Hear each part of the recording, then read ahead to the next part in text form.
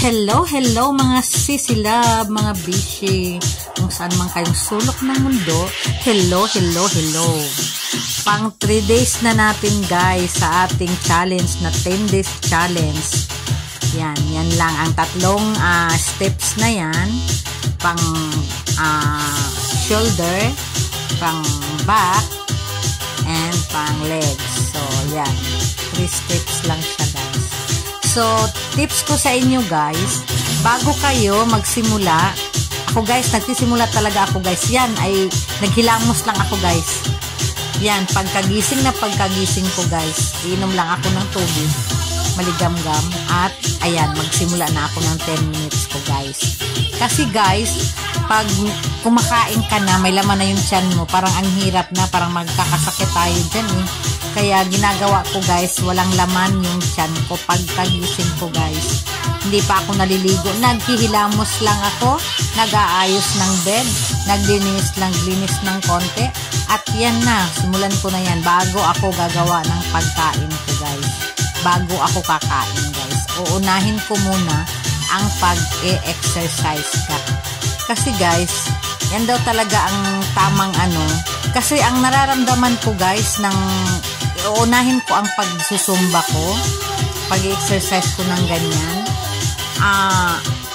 Kakain ka man pagkatapos guys, konti lang yung kakainin mo guys, parang nabubusog ka na kaagad. Yan daw yung tip na na konti lang yung makakain mo kasi yung parang yung bituka mo ay parang bituka mo ay sumisikip na baga. Kunti lang makakain mo. Kaya ang kinain ko lang pagkatapos ko, kumain ako ng oatmeal ko na kinain ko rin kagabi yung sobra. So, kinain ko ngayon.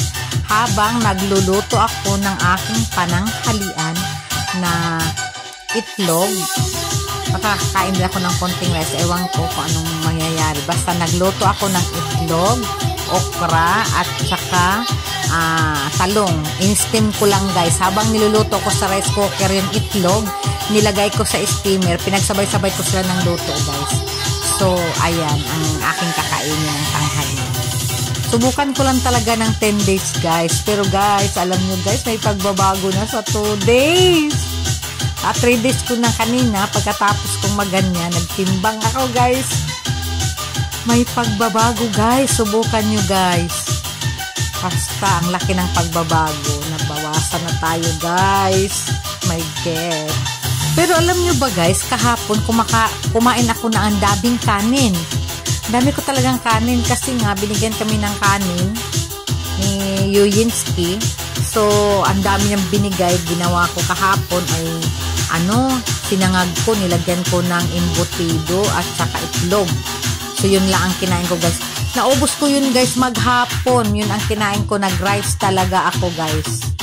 Pero alam nyo ba guys, na nagtimbang ako ngayong umaga, pagkatapos kong mag-ganyan, sabagay, walang laman yung tiyan ko. Guys, nabawasan yung timbang ko. My God, I like it. Guys, enjoy nyo lang talaga guys. Alam nyo, ang sarap-sarap. Alam nyo guys, parang parang nakakapagod siya, pero kung iano mo lang sa sarili mo na i-enjoy mo lang siya. Tingnan mo, pinalitan ko na naman yung music ko. Kasi, ang gusto ko, yung parang hindi ako maboboring. Kailangan energetic yung music para energetic ka din. Yun ang nakakadala ng guys, pag i-indak-indak, diba? Aminin nyo, pag kayo ay nakarinig ng tugtog, napapasayaw kayo. Kaya ang dapat nyong pipiliin na tugtog, yung gusto nyong tugtog para hindi nyo napi-feel yung inyong exercise na ganyan. Kasi guys, kung ang tugtog nyo ay boring, hi guys, nakakapagod kasi walang tigil. 10 minutes kang nakaganyan guys. So tingnan mo guys, ini-enjoy ko na lang yung sarili ko. Hindi ko iniisip na na mayroon akong challenge. So sinasayaw ko na lang siya. Basta guys, ang tip ko lang talaga, kailangan pagkagising sa umaga na wala pang laman yung tiyan para magaan at wala kang ano guys, kasi iba guys, pag kumain ka na, busog ka na, parang ayoko din, parang hindi ako makakilos, parang ang bigat ng katawan. So kailangan talaga guys, walang laman ang tiyan, tubig lang, tapos maganyan ka na. Pagkatapos, alam nyo ba guys, pagkatapos yan, kumain ako ng oatmeal. Konti lang yung kinain ko guys, pero parang pakiramdam ko, feel ko na, busog na ako. O tingnan mo guys, ngayon guys, hapon na, alas 4 na, pero nag-ano pa lang ako, nag-almusal pa lang ako. So, konti lang kasi tagal ako natulog guys, kaya tagal din ako nagising ngayon. So, pagising ko, ayan, yan ang ginagawa ko. Hindi ako kumain ng almusal, tubig lang, saka ganyan na. Parang, ang gaan kasi sa tiyan guys, na walang laman siya. Parang hindi ka mahirap mag-ano, ang gaan-gaan ang pakiramdam mo. Pag walang laman ang tiyan, na magagaganyan ka, magsasasayaw ka. Kasi, parang walang nakaharang yata doon sa tiyan mo eh, kaya ganun eh. Saka ang sarap guys. Subukan nyo talaga guys. Ayan guys, so parang routine ko na din eh, na ano, na ganyan ang gagawin ko. Hilamos lang katapat yan guys, hindi pa naliligo. Pag kagising, nagtupi lang ako ng higaan ko. Ayan, sabak na ako dyan bago ako gagawa ng pagkain ko. Kasi, pag gumawa na ako ng pagkain ko, kakain na ako noon. Walang tigil na ang kain ko niyan guys. Pero at least, nakapag ano ka. Walang tigil ang kain ko guys. Kain ako ng kain, pero less rice lang talaga ang ano dyan. Kasi guys, ang problema ko diba sa tiyan lang. So, ang nagkakatyan din ako sa rice lang din. Kaya yan ang dapat kong babawasin. Pero guys, masarap kumain ng rice, diba? Pasensya na kayo guys ha. Kasi, ano lang talaga, kailangan ko mag voice over kasi gusto ko yung tugtog. Gusto ko siyang takpan guys, kaya kailangan magsalita ako ng magsalita para matakpan ko yung tugtog na gagamit yung tugtog niya. Kasi guys, usually, minumute o kaya'y pinapalitan ko ang tugtog. So, hindi na siya magandang tingnan kasi hindi na siya sabay doon sa ginagawa mo. Kaya kailangan, gamitin mo yung tugtog kasi CPR talaga guys eh. Hindi talaga nila ibibigay yung tugtog na yan. So, kailangan magsalita ka ng magsalita para magagamit mo yung tugtog na yan. Kasi diba, tingnan mo, enjoy na enjoy ako sa tugtog na yan, tapos papalitan ko. At saka guys, nakikita ko kasi, pag pinapalitan mo yung tugtog mo, wala na doon sa action mo eh. So, ang pangit ng tingnan. Kaya, wala. Kailangan talagang magsalita ka ng magsalita para makuha mo yung tugtog mo.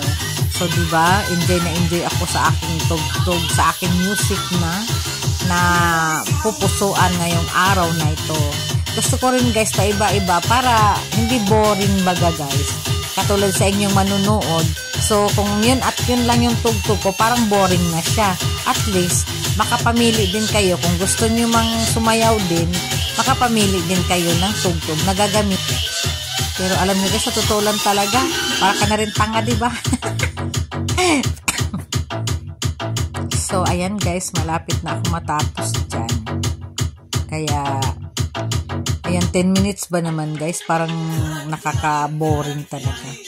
Ayan guys, napatigil tayo kasi, patalastas eh. Ayan o.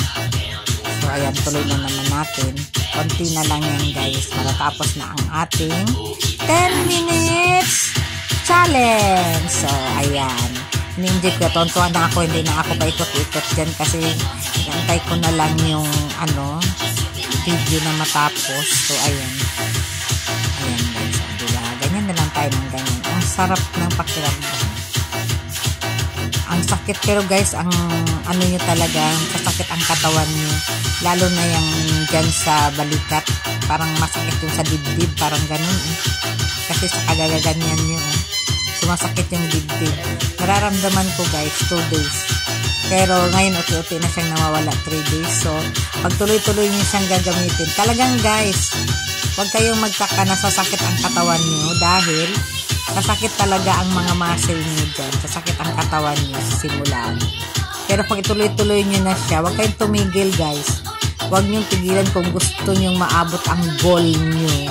So, ayan, tiis ganda lang talaga guys. Pero for the health guys, kailangan para sa health natin tayo lang makakatulong sa sarili natin. So, thanks for watching guys. Bye-bye!